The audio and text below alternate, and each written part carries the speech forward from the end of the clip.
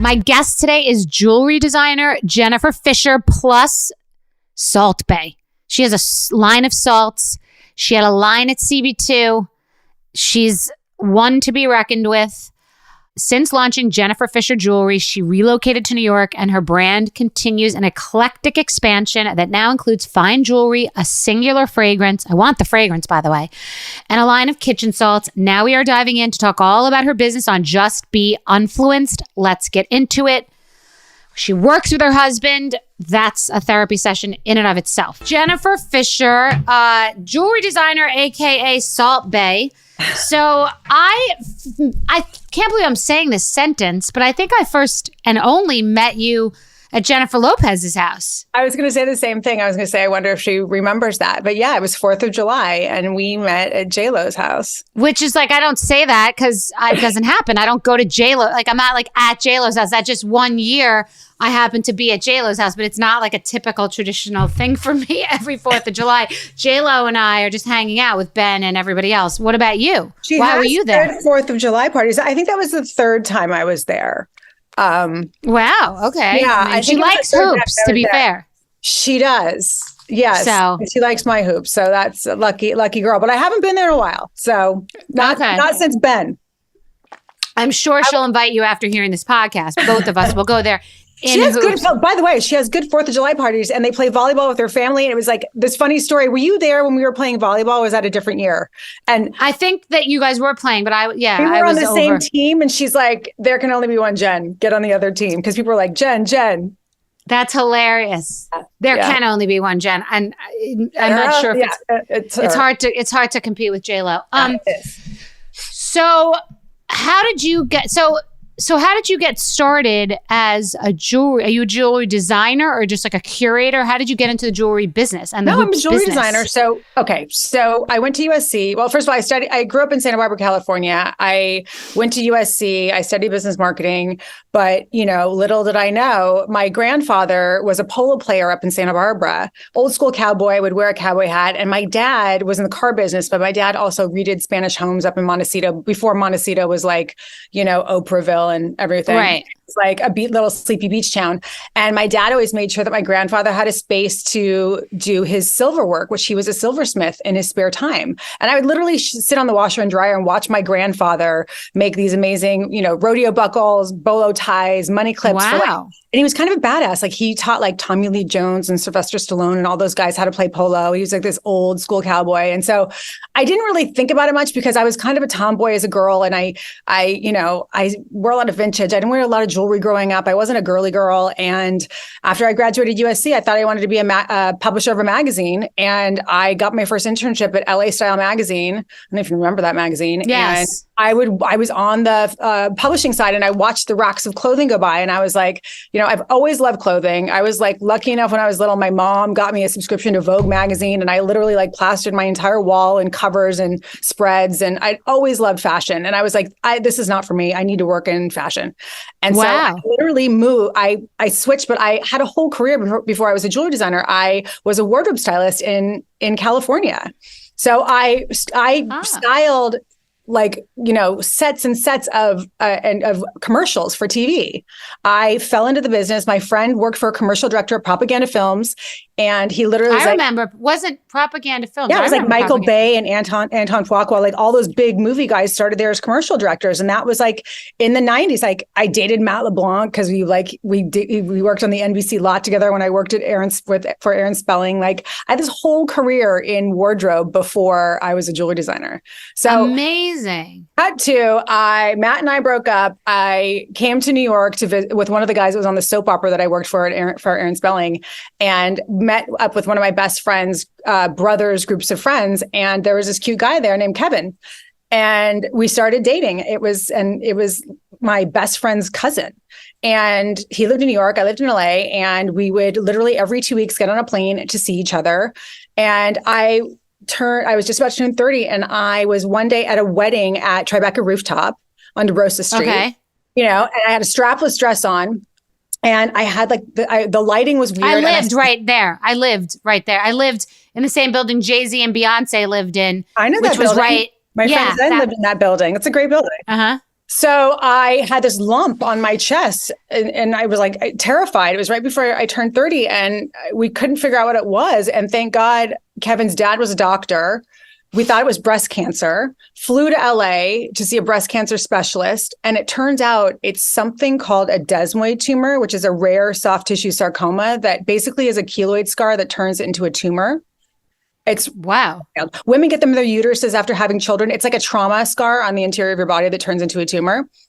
This is all has meaning in the story. So no, it has meaning without the story. That's insane. To the jewelry, I meant. But I went through chemotherapy. So at the time, people didn't really know how to deal with these types of tumors. And thank God, my father-in-law, well, my boyfriend's father at the time had friends at UCLA, and one was a soft tissue cancer specialist. And he got me in right away. And he's like, listen, we don't really know how to deal with these types of tumors, but let's try chemotherapy before radiation. We can always go to radiation. We've seen it work in some cases. So I went through 12 rounds of high-dose methotrexate chemotherapy. I did it at Cedars-Sinai in Los Angeles, and then I did it here at St. Vincent's in New York. And this is how long ago? This was when I was 30, and I'm 52 now. Oh, same age. We're the exact same. So this is traumatic. Wow. And it was a lot. Yeah. So, we were dating. He proposed while I was going through chemotherapy. And then we got married like 9 months after I finished chemotherapy. I had to wear a hairpiece. I didn't lose all my hair. And by the way, super clear, it's not cancer unless it's given blood flow. So mine technically is not cancer. It's a sarcoma. So I just want to be really clear about that. Well, okay. What is a sarcoma? What does sarcoma mean? It's like a soft tissue tumor.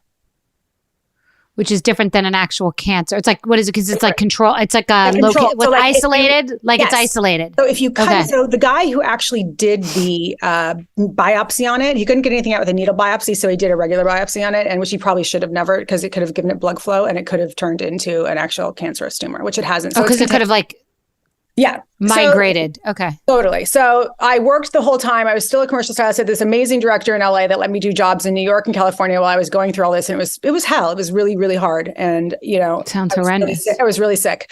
But anyways, got through it. Tumor shrunk. We got married. And then when we wanted to have children, my oncologist was like, no fucking way. You can't carry a child. Your tumor grows from estrogen.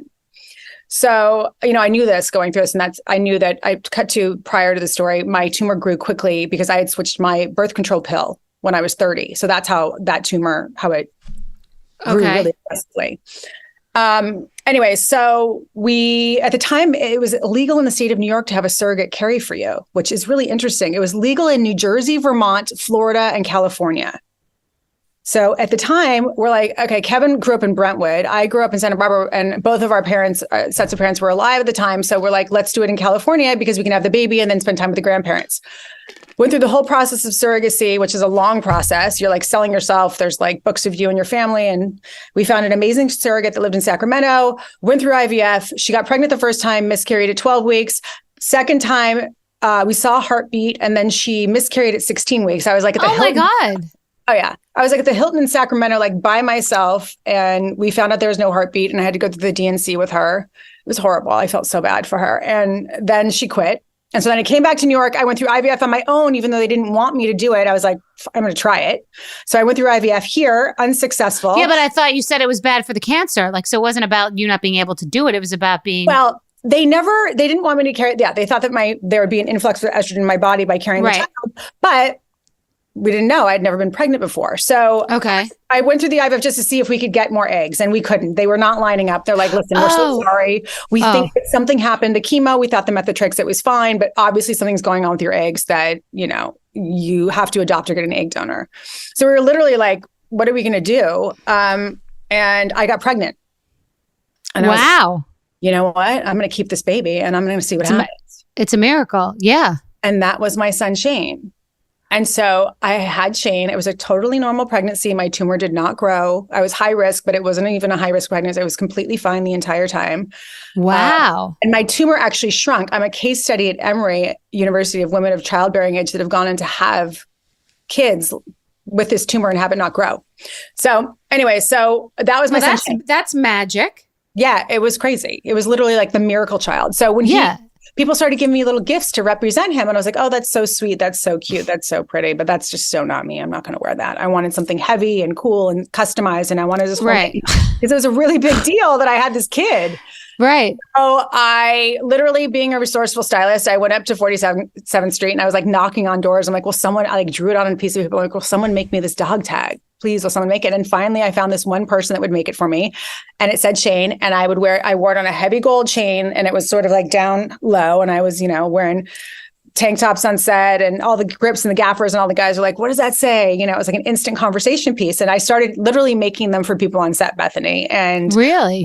Yeah, literally. And I made yellow gold, or it was silver? Yellow gold. And okay. It was just different. Like, people always used to charm bracelets, not really charm necklaces back then. And it was like, there wasn't really anything out there that was like edgy and cool enough that really like worked for me. So I made one for Uma Thurman, and she got it delivered the day I was friends with her hairstylist, and it got delivered the day that she was shooting a Glamour magazine cover, and she wore it on the cover. Stop.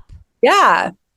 And it had her kids' names on it. When her moon was her daughter, and then circle was her son, and it had her kids' names. And so she wore it then, and people were like, oh, celebrity mom jeweler. And it just, of course, like the one, J-Lo wore that necklace that Ben got her, that like then that brand everybody knew about. And it's the same one Kelly Ripa bought me. You know the brand recently. Who cares? You'll know. It has like almost astrological signs. Like There's so many of those. Right. Like, Okay. So all right. So that happened.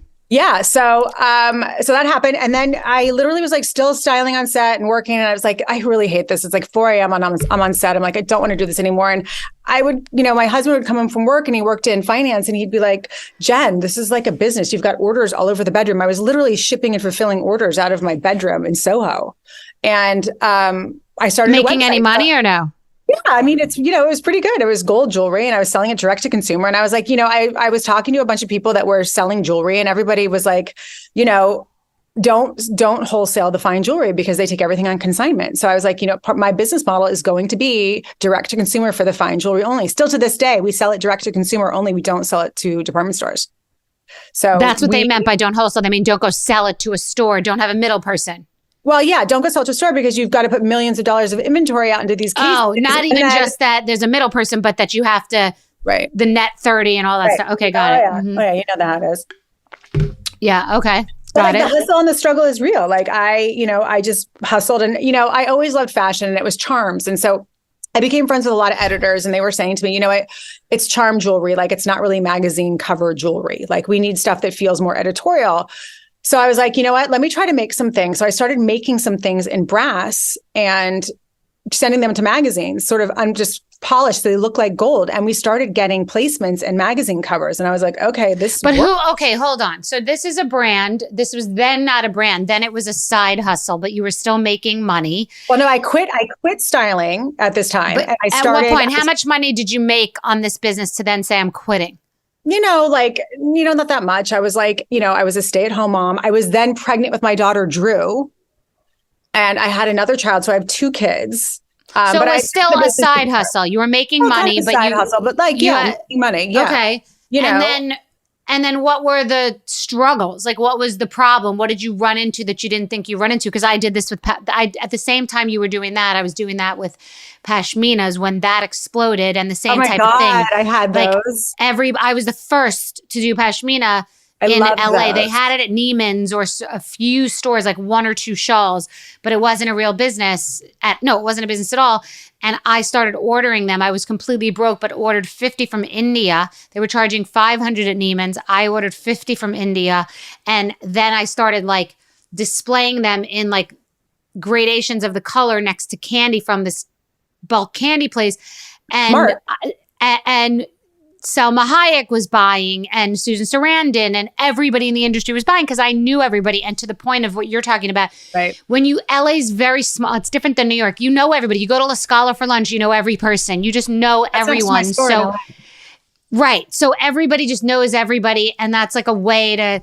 And celebrities are everywhere, so the same thing. Like, I could just get a pashmina into a celebrity, and then you're the person that sold pashminas to celebrities that don't even know who I am, but they had my shawls. Right. Like, same kind of thing that you did. Like, I was like a hustler. Like, I didn't have the marketing dollars to pay celebrities to wear my stuff, which, that's all they didn't even exist then. That didn't even exist then. It's like, and I was like, listen, I'm going to make sure that I leverage every relationship I had from when I was a stylist to get this jewelry on whoever I can. And I literally just get the product. I always say, put the product in the people's mouths if it's food. Totally. So you put the product in the people's mouths, but my problem was getting excited and believing my own bullshit. I was broke. I wasn't a mom. I was really broke. And I was like, I thought this is it because we were selling so many pashmina and I did a trade show. And then when I got jammed up was when I over expanded, meaning I made too many different things. I should have, the pashmina was being copied and sold on streets in Lexington Avenue a couple of years later. So I was making pajamas and ponchos, but it didn't hit and it was like more expensive to make those samples. So that was my mistake. What was yours? I totally get it. I still have this mistake to this day. Like, SKU reductions, too many products. Like it's so typical for like every business to go through this. You have a product that you think is going to hit and it doesn't. You're like, this is going to be the greatest thing. And then, I made these puffy heart earrings recently and I was like, no one's going to buy these. And then people went fucking nuts for them. I love a puffy heart. Oh, we'll get you some puffy hearts. These giant puffy heart earrings, and people love them. Like we can't keep them in stock. It's like you can't guess what's going to hit. Like if you try to guess, you're automatically guessing wrong. Right? It's like an entrepreneur. Right. So what are the cautionary tales? So what are the cautionary tales? Are you have to make so much from one thing that you are playing with the house's money to expand to another? You have to take the risk. Like what are you telling people who are starting businesses? I think you have to take the risk. You're not going to know, but you have to be able to come back around and re-gauge and refocus quickly. Like that's what I think a lot of people, especially a lot of women that are trying to start businesses and don't know what to do is, they're paralyzed by fear of rejection, of, failure. Failure. Thank you. A failure. And it's something that you just have to like work through. Like it is terrifying. I'm filled of fear every day that I wake up. There is not a day that goes by that I'm not terrified. Why? It's just, what are you afraid of? We've bootstrapped this company with our own money. I haven't taken any outside investors. It's my whole life is in it. It's scary, Bethenny. And why do you, what do you now want? We're changing that. Now we're changing that. We want to bring in a strategic partner. We've made our product too small for too long. It's sort of those things where you're saying it's like Barney's where it's special and bespoke, but you need to like blow it out and go more mass. Right. Well, you do in a sense because you need better, you need your COGS to be better. You need to make sure you're making more money. You've got more overhead, opening stores. You have to just make sure it's like such a balance. You know what this means from going through this with your businesses. It's like, yeah, of course. Yeah. So, but then I want to understand the model. So who's the we? You said we. Oh, my husband and myself. My husband runs the business with me. So this is his business. Like in other words, he's not in finance anymore. Correct. Okay, so it's your husband and you. That's another podcast for another time working with your husband. We should talk about that actually. We should talk about that over because I get a lot of messages from women or just people in general of like working with spouses. That's like a whole other. How many people work for the company? We've got about 40 plus now. So you're responsible for 40 people and they're all like housed in the same place? Like they're in some office space in New York? 2 stores. We've got an office in Fifth Avenue in New York. And then we've got a store in Los Angeles and a store in Soho in New York. So that's where you get into the challenge because now you've got like overhead and you've got rent and you've got, so you got 40 and 40 people is I've never had, just for people listening, there are so many different models. I know publicists that have 150 people that work for them.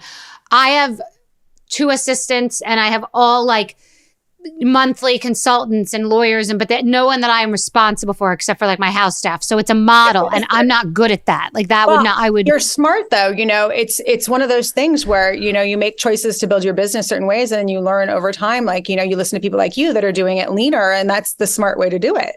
Well, not necessarily. I mean, Martha Stewart Living Omni Media had hundreds of people in-house and then they became public. It depends on, there are so many roads to Rome. So it doesn't mean it's right or wrong. You're also manufacturing. Where is it being manufactured? It's being manufactured in New York City. So the 40 people aren't part of that staff. The manufacturing is not that 40. Manufacturing is outsourced. So we have people, we have contractors that work for us doing that. So you have 40 people that are working in what, like sales and marketing and PR and marketing, PR, CFO, CMO, CRO, digital, amazing, website, all of that stuff. So we built and opened our first brick and mortar store during COVID. I want to talk about. I learned how to put on my individual eyelashes during COVID. Oh God! My COVID. Oh, I'm sure. That's my COVID. That's my COVID. That's a major COVID skill. It's a good, we should talk about that. Lighting and lashes. Yeah, totally. So, all right. So you have 40 people and now you guys want to take in a strategic investor. That's the plan. That's what we're working on right now. And what brand do you look at that you would like to follow there's a model? So this is what's weird. So can we talk about how weird my business is? The salt. That's a whole... Oh, right. We didn't get into the furniture and the salt and the CB2, which you're a hustler. How you get these collabs. So, but before salt was CB2, which was very impressive. And I have some of the things. I bought the dog separator. Yeah, I bought a lot of the shit. The stuff was really good. Your stuff, all that marble stuff, it was amazing. I remember you messaged me and you needed something, and I was like, dude, it's sold out. Like, I can't. I know. No, I sometimes go back and look for it. Like, it's still going to be there. I thought that was amazing. It's still happening. Like, it's still, I don't think they'll ever stop selling our swirl dish. The swirl dish, which is like this cup. With the jewelry? Yeah, but that's not, there's a dish for jewelry too. Yeah, there's all kinds of stuff. But these dish sets outsold the white dish for the company wide. Like, so you still make money on that? You still have a license with them? Yeah, we do. Amazing. But I love. Okay, so Jennifer did a collaboration with CB2. By the way, they've done stuff with frickin' Lenny Kravitz that I bet you hasn't even done as well. I mean, it was very good. We were their best-selling collab. I mean, I don't quote me on this, but we were to the date the best-selling collab that they'd ever done. So much so exactly. See, I know my shit. I knew it. I could feel it. I scour the catalog. I love CB2, and I was like, everything was good. The desk, amazing. I was that CB2 customer. The desk was good, right? The desk that was like a console. I know every piece. That's what you needed. Give me a quiz. That's what you needed. I never got it. You could give me a quiz. I could give you. I could do a quiz on. You know it all so much. Yeah, there was some outdoor. Yeah, yes. fun. Okay. Yes, and it was like great price point. Sold so fast, so great. So it sold so well that they're like, okay, let's do it. And so during COVID, I literally launched it though, Bethenny, like when the world freaking shut down. We launched it on February 28th of 2020. That thing that I'm talking about, that was then? That was, wow. We launched it when the world shut down with COVID. The world shut down. It was my son's birthday was March. That's great, though. Everyone was on looking at their computer.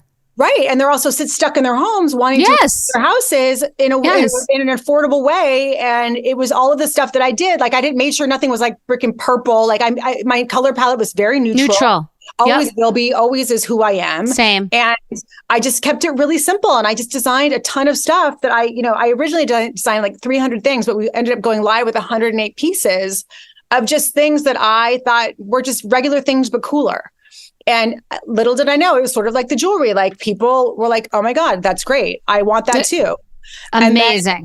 I started cooking on Instagram. But before the CB2, I had launched the salts. Like, I put the salts up on Instagram. Yeah, so let's discuss a trip to salt. So you go from Charms to Uma Thurman to CB2 to salt. Like, I want to understand that turn. I know, I'm weird. I've always just kind of done stuff that feels right for me. Like, people likewise. What are you going to do? Like, I know, like you doing Skinnygirl, like that makes sense for you. Like, right? Like, or whatever. Mingle mock. This is my mocktail. It's like, why? Because people want to mock. It's the sickest thing ever. I need that because I stopped drinking alcohol about a month and a half ago. The best thing ever. You'll freak out. They're amazing because it's effectively like a ready to drink mocktail. It's not the fake vodka or the fake gin. It's a ready to drink mocktail. It's so good. So the salt came from literally, like, I couldn't find what I wanted to put on my eggs. I have Hashimoto's also. Do you know what Hashimoto's is? Yes. Autoimmune disease. Yes. So I've had Hashimoto since I was in high school.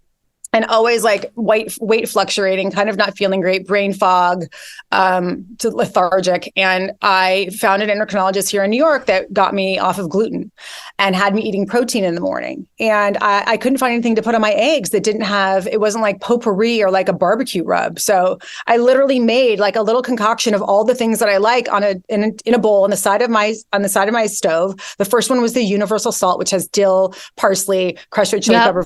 Yeah.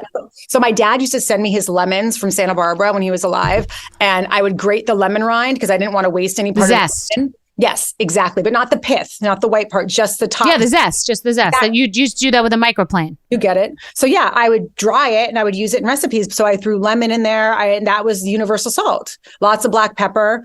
And I started to put it on everything. And my husband was like, this tastes really good. Like, what are you using? And I was like, it's that salt concoction that I made on the side of the stove. And one day, as one did back on Instagram, being annoying when everyone was putting up their egg avocado toast, I put up mine next to like a picture of Rihanna in like hoops. And people were like, asking more comments because there weren't DMs then. Like, what is on your, first of all, you can poach an egg. That's crazy. You can cook. And then also like, what's that seasoning that's on your egg? And I was like, it's this concoction that I keep on the side of my stove. And like, well, where can we get it? And then editors started asking me, how can they get it? And we did it as a holiday gifting to all the editors back in the day when they still worked in magazines and at offices. Smart. Because, they're all getting like chocolate bars with like brand logos or like people's faces on it. And I was like, let's give them something nourishing that they can actually eat at their desk when they're working crazy hours doing gift guides. So we sent them an avocado, a lemon. It was like this crazy circus trying to get it done. So the avocado didn't freaking rot and like sit in the mailroom with that come to mass. So we chips, like a chili oil and my salt. And it was the spicy salt. And literally, Bethenny, more people and editors in chiefs were like, this is amazing. Thank you so much. And it really resonated. And then they all started to wanted to write about it and figure out how to buy it. So we figured out how to package it. I put it in this, you have them, the little jars. And why isn't CB2 carrying those? Because that feels very, oh, okay. Great. Well, I just want to call them if there's a problem. Okay. Yeah, no, wasn't aware. No, they do carry it.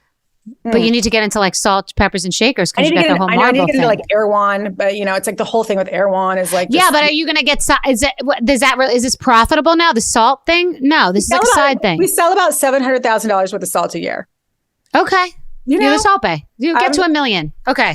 Let's keep focused on the. Let's keep focused on the jewelry. Yeah. And the home and all this, I really love doing all the interior stuff. And it's, it's fun. I did a scent during COVID. That was fun to do. You did a scent. Nice. Yes. Yeah. I mean, the home stuff is a no-brainer. Jewelry is unbelievable. I would love to do more CB2. It was so fun. I would love to do more furniture. I would love to do, oddly, how weird is this? Office furniture.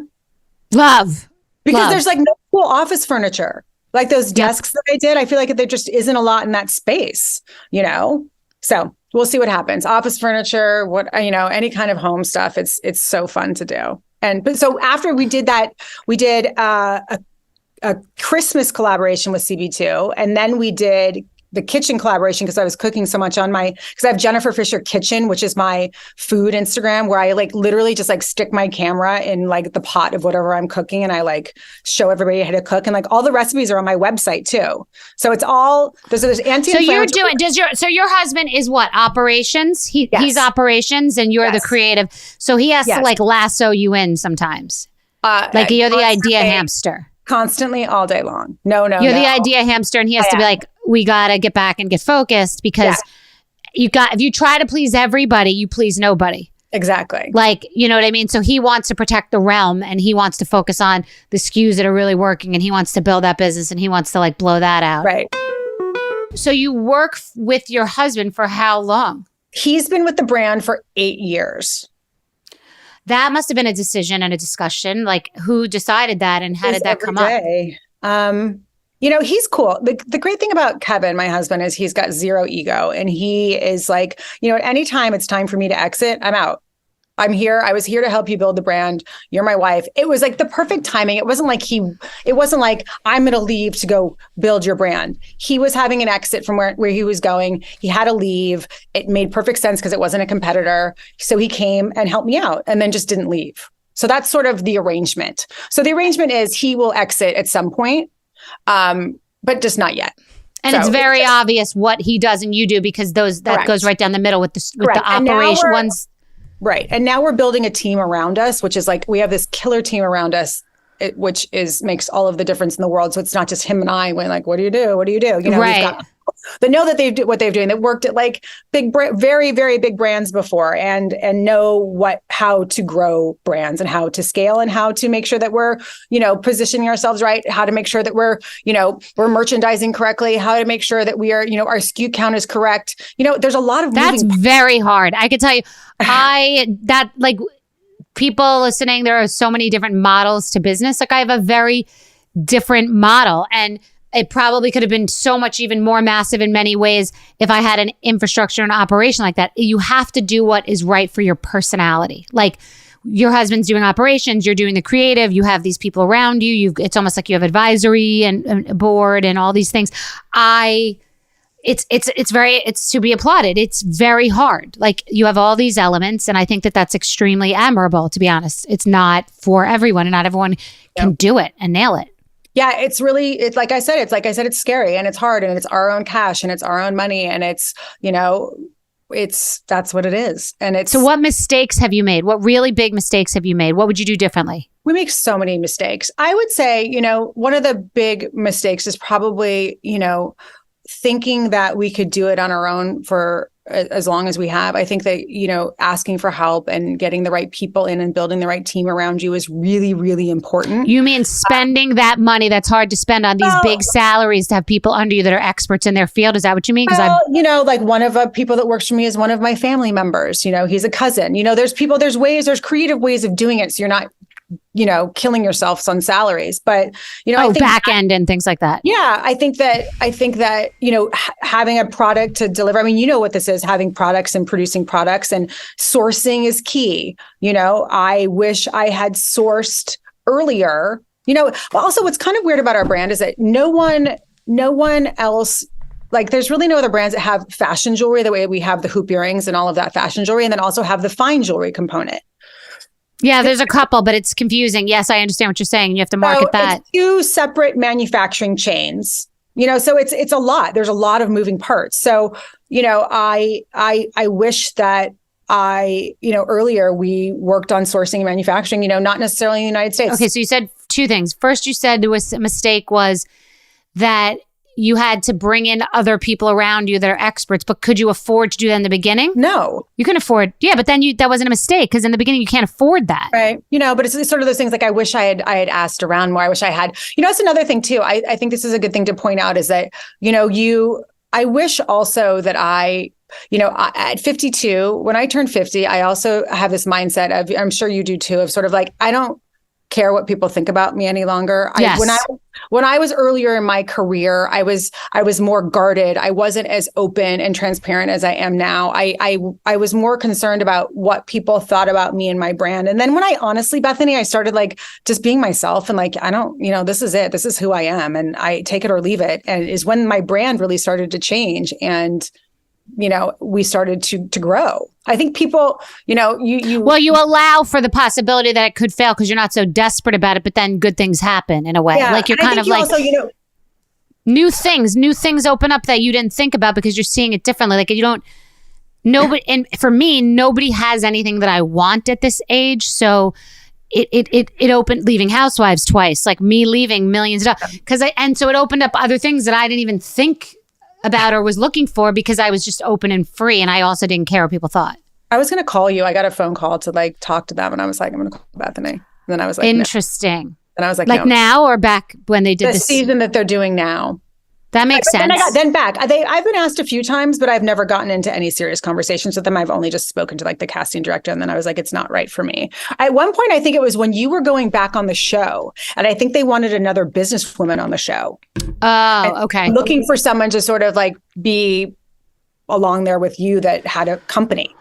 Well, in a constructive way, I would say this. Until I left, I wasn't able to really creatively and freely think about my business and brand as a whole. Meaning, I had made a lot of money on the cocktail, and I made a lot of money doing the show and different things, and had different licensing deals, and they did really well and still do well, and a lot of money. But it wasn't really nurtured, and each thing wasn't really taken care of in a holistic way. And when I left, I was able to have the breadth and the brain power to think about everything, because you can't really run a business while that you're having that diversion. You have 4 months of really filming, and your business becomes a side character. It cannot be the main character. They pretend that you cannot run your business and be the main part of a show like that, because you have to do things that you would never normally do and go places you don't fit into your normal schedule. So now your business takes a back seat, and then you're also dealing with all the media. Right. And the media scrutiny as another job. And the juice is not worth the squeeze. I watched them and I watched them having to do, it was like those posts that they have to do to watch the show. And I watch, I see them in it. It's just. And it also is, they'll get 400 and something thousand viewers for an episode. Now, you could do an Instagram post and get close to that. Like it's just the medium. It's they're working on soap operas 10 years, 15 years ago, or 20 years ago, whenever soap. That's like the medium is. It's not the future. It's the past. Right. So those are my reasons for you. Right. No, I just didn't feel right for me and where I was with my business. But whenever they've sort of reached out, but yeah, but I at one point was like, I'm going to text Bethenny and get in touch with her and talk to her. But then I just didn't. Yeah. I mean, if I was on, I would have told you to do it because it can help, but it depends on what you want. Like anything else, it depends on where you are. It's good for a lot of people who need a next chapter and maybe they got a divorce or maybe they have financial issues and they like really want a burst of like relevance or something to happen. Like start a business that like they have an idea for or something like that. Exactly. Something. But exactly. Something. Yeah, I've spoken. Exactly. Yeah. So, okay. So you said those were your mistakes, which doesn't sound like you've made any colossal mistakes, to be perfectly honest. And what have you done that was really right? Like, what did you nail? What was really right? I think those collaborations, like CB2 was a really smart move. I think that, and it was one of those things too, that just it was natural. They came to me. Met with Ryan. Yeah. I met with the head of CB2. We bonded over the fact that our kids play basketball and like, it was just like a natural, it just felt right. It was one of those things. They were so easy to work with. They're based in Chicago. They're the nicest people in the world, and also I think it was one of those things where, fashion is so hard and it's such a hard-edged business. And then when you step out of it and you get to work with people that aren't in, high fashion and just lovely human beings in the Midwest, it's just like, it's such a nice, and it makes you want more of that in your life, especially living in New York City. It's such a breath of fresh air to be outside. I can see you getting into beauty, and I don't say that to anyone because I think it's so overcrowded and so competitive, and there has to be a very distinct way to enter that is interesting. Maybe for you, it's salt scrubs or products or something. But I would say beauty. I think it's hard because I've had so much work done that I openly talk about. Yeah, but you could find your way in through salt, bath salt scrub. Maybe you make it salt because it's connected. But I love beauty. I love like lipsticks and lip gloss. And I'm like, when it comes to that kind of stuff, I love beauty products. Like I have all of this stuff here. I was like, I'm going to show her all the stuff that I love. Show me your stuff. I know everything now and I know don't even use anything. But I'm going to show you and I'm going to talk. So this is Monica Blunder. Do you know her? Do you have her? Yes, I do. Yes. This is the best undercover eye cream. They have every single shade. She did I'm a 4.25 under my eye. She's amazing. You know who has good drugstore of that right now? It's shocking. Catrice. Catrice has an amazing under eye concealer brightener. Like you'd think it was elite, like department store. Sick. Yeah. Really? Yeah. That's amazing. Yeah. Merit Beauty, Beverly Hills. I love Merit. I just did something with them. I'm like too red, but one thing I did wrong. Let's talk about that. My new website relaunched last week, and there was an issue that for some reason the coding team missed that was written into like.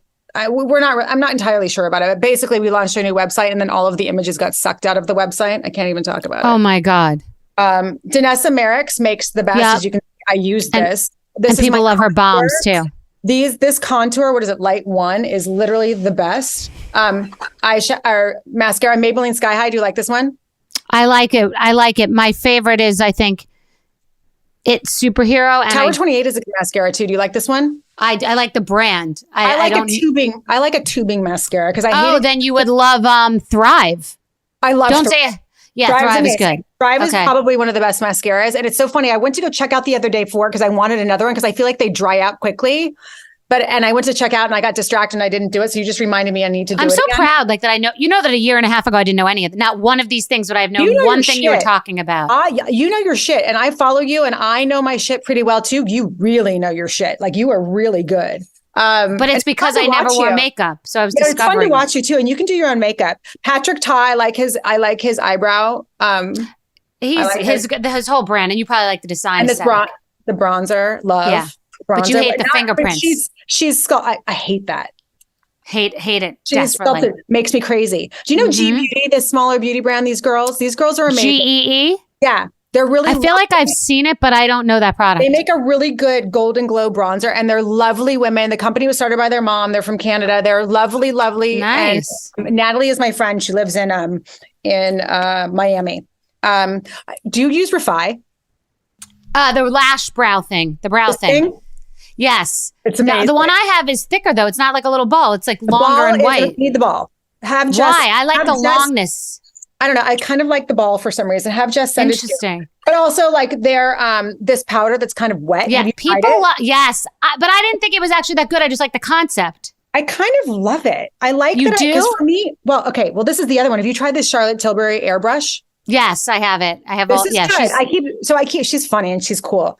I keep this in my bag when I go to like work parties and stuff, and I'll like blot. But you need a tiny brush for this. This is where Monica's brushes are really good too. Monica Blunder's brushes, because they're tiny and I can like get in here. So I put this. But I want to know why you like that refi, because I think it was creasy, but I like the concept. Yeah, it's a good one. You would like Patrick Star one size. He's got a 3 palette that has that pink. It has a balm and it has a shimmer. It's a trio. You got to get it because that color, and it's even more calm than that color. Like it's not as like cool. It's insane. Yes, it's the best. I used to use a Kylie Cosmetic one that like someone gave me, and like that was this Dior one is way better. But I don't do any kind of highlighters because I look oily all the time. Like I have oily skin. I look red. Oh, okay. Well, that's different. Okay. But then I don't really wear a lot of eye makeup. Like you do shadows and stuff, you're good, but I don't. I just do the fake lashes, and I use this Tom Ford, these little individual, this charcoal gray is like the best sub for black. So it's not too aggressive. I like that. One more thing, Lawless, forget the filler. This is the best lip gloss in the entire world. It's kind of gloopy, but it's literally the best lip gloss in the entire world. Why do you love it the most? I love the gloss because my lips are really red, and I don't like how red my lips are. So I like to make them a little gray. And then obviously Charlotte Tilbury Iconic Nude is like, I think it's official. You should get into beauty. I'm going to tell you that you passed the test. Yeah. The things are, but I want to get back to the refi. I'm annoyed that I got rid of it because now I'm feeling like I want it back. I really like it. I use it every day, and you know what the key is? As what? It's your like non-shine powder? Yes. So I use this. So they have this brush, and I barely you have to like touch it, and you have to like barely, and then tap it all off. I know. I've used it, but I don't know. We're about to find out. Because then I'm a little chalky. All right. I'm going to go back and get it again. You know what you fucking need? You need a cottage cheese fucking deal with Friendship or... Well, you know what's fucked? Years ago, I got a deal. No, I want Friendship. Oh, first of all, years ago...